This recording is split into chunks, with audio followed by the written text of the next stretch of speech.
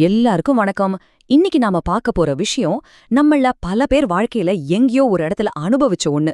ஆனா இத புரிஞ்சுக்கிறது கொஞ்சம் கஷ்டம். வாங்க அத பத்தி தான் ஆழமா அலச போறோம். இந்த ஒரு மேற்கோள்ல இருந்து தான் நம்மளோட அலசல ஆரம்பிக்க போறோம். பாருங்களேன், சிலர் தங்களை சரியா காட்டிக்கிட்டு மத்தவங்கள தப்பா சித்தரிக்கிறாங்க. அடேங்கப்பா, இந்த ஒரு வரி அநியாயம் எப்படி வேலை செய்துங்கிறத புரிஞ்சுக்க ஒரு பெரிய சாவி மாதிரி. சரி, இந்த சிக்கலான விஷயத்த சுலபமா புரிஞ்சுக்க நம்ம எல்லாருக்கும் ரொம்ப நல்லா தெரிஞ்ச மனசுல பதியிற ஒரு இடத்துல இருந்து ஆரம்பிக்கலாம். ஒரு வாக்குறுதி. அது உடைக்கப்படும்போது என்ன நடக்குது வாங்க பார்க்கலாம். ஒரு கிளாஸ் ரூம கற்பனை பண்ணி பாருங்க. அங்க இருக்கிற ஒவ்வொரு ஸ்டூடெண்ட்டுக்கும் கிடைக்கிற ஒரு அடிப்படை உத்தரவாதம், ஒரு ப்ராமிஸ் என்ன?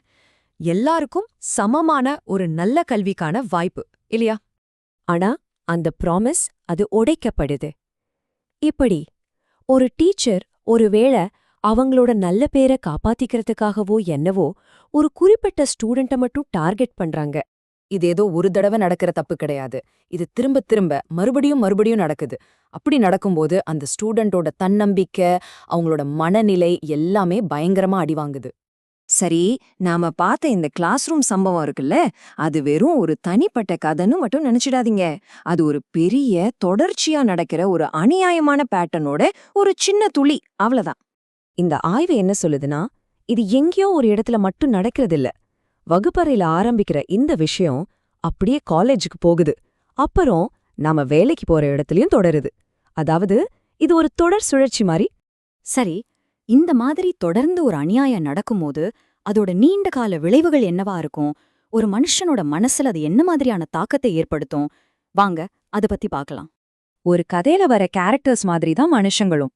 அவங்களோட கடந்த கால அனுபவங்கள் தான் அவங்கள உருவாக்குது.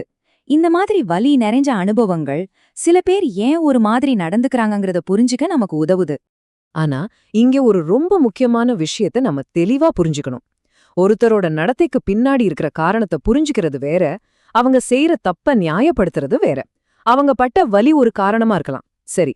ஆனா அந்த வலிய வச்சு மத்தவங்கள காயப்படுத்துறதுக்கு அது ஒரு லைசன்ஸ் கிடையாது, இல்லையா?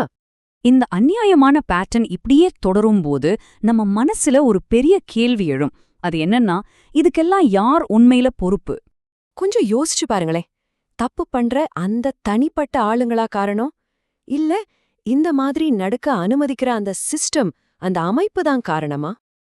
இதுல ரெண்டு விதமான பார்வை இருக்கு. ஒரு பக்கம் அநியாயமா நடந்துக்கிற அந்த டீச்சர் இல்லனா மேனேஜரோட தனிப்பட்ட முடிவுதான் காரணம்னு சொல்றாங்க. இன்னொரு பக்கம் இந்த மாதிரி நடத்தைய தடுக்க தவறின அந்த சிஸ்டம், அந்த விதிகள் மேலதான் பழிய போடுறாங்க. இந்த பேட்டர்ன் ஏதோ பழைய காலத்து கதைன்னு நினைக்காதீங்க. இன்னைக்கு ஏஐ டெவலப்மெண்ட் மாதிரி ரொம்ப நவீனமான துறைகள்ல கூட இது நடக்குது. அங்க இருக்கிற பயங்கரமான அழுத்தம் இதே மாதிரி நியாயமற்ற விளைவுகளுக்கு வழிவகுக்குதுன்னு சொல்றாங்க.